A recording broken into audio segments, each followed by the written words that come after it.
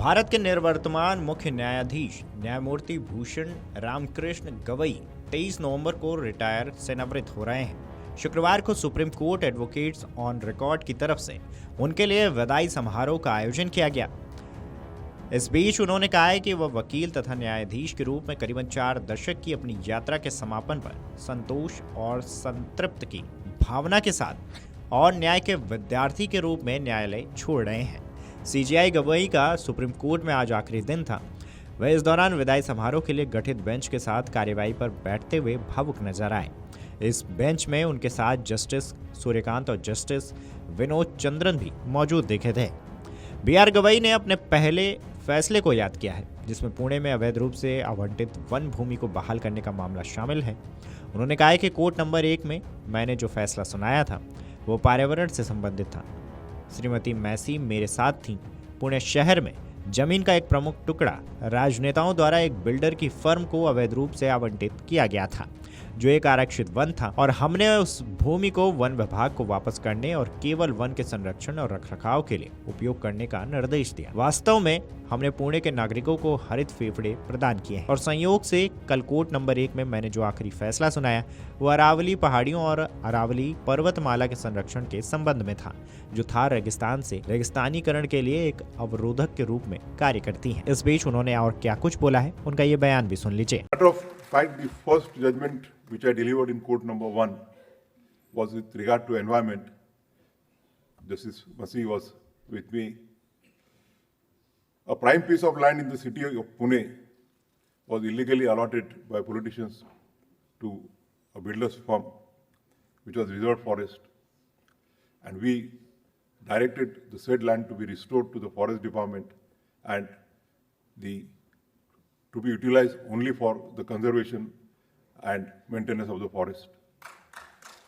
In fact, we provided for green lungs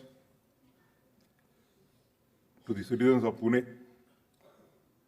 And incidentally, the last judgment which I pronounced yesterday in court number 1 was with regard to protection of Aravali Hills and Aravali Ranges, which act as a barrier for desertation from Thar desert. Otherwise, if Aravali goes, Delhi will turn to desert. Though one of my judgments has been criticized, I did not find it necessary to refer to that criticism or answer it, because I think that what I have done over the last 3 years, it's a testament to it.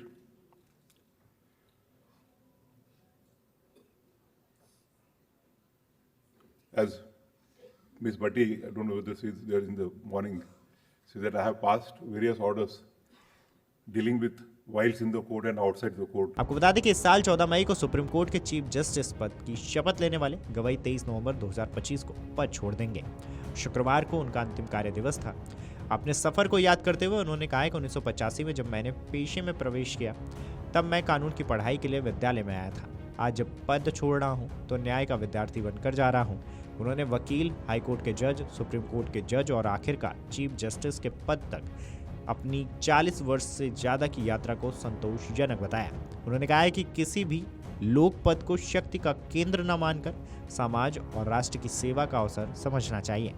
Doctor BR Ambedkar के प्रति अपनी गहरी श्रद्धा और अपने पिता जो बाबा साहेब के करीबी सहयोगी थे उनका जिक्र करते हुए उन्होंने कहा है कि उनकी न्यायिक विचारधारा सामाजिक, आर्थिक और राजनीतिक न्याय के प्रति अम्बेडकर की प्रतिबद्धता से आकार लेती रही है। उन्होंने कहा है कि मैंने हमेशा मौलिक अधिकारों और राज्य के नीति निर्देशक तत्वों के बीच संतुलन बनाने का प्रयास किया है। पर्यावरण मामलों के प्रति अपने झुकाव का जिक्र करते हुए उन्होंने कहा है कि वे लंबे समय से पर्यावरण, पारिस्थितिक और वन जीव मुद्दों से जुड़े रहे हैं। उन्होंने हमेशा नागरिकों के अधिकारों और पर्यावरण संरक्षण के बीच संतुलन बनाने की कोशिश की है। सुप्रीम कोर्ट के प्रशासन पर उन्होंने कहा है कि सीजेआई के रूप में सभी निर्णय सामूहिक रूप से लिए गए हैं।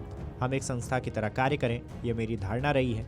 उन्होंने 16 मार्च 1985 को बार में प्रवेश किया और नागपुर नगर निगम, अमरावती नगर निगम और अमरावती विश्वविद्यालय के स्थायी वकील के रूप में कार्य किया है। बाद में 14 नवंबर 2003 को बॉम्बे हाई कोर्ट में एडिशनल जज नियुक्त हुए। 12 नवंबर 2005 को उन्हें स्थायी जज के तौर पर नियुक्ति मिली। वहीं 24 मई 2019 को वे सुप्रीम कोर्ट पहुंचे। वीडियो डेस्क, अमर उजाला.com। अगर आप ये वीडियो YouTube पर देख रहे हैं तो हमारे चैनल को सब्सक्राइब कर बेल आइकन दबाएं और Facebook पर देख रहे हैं तो हमारे पेज को लाइक करें।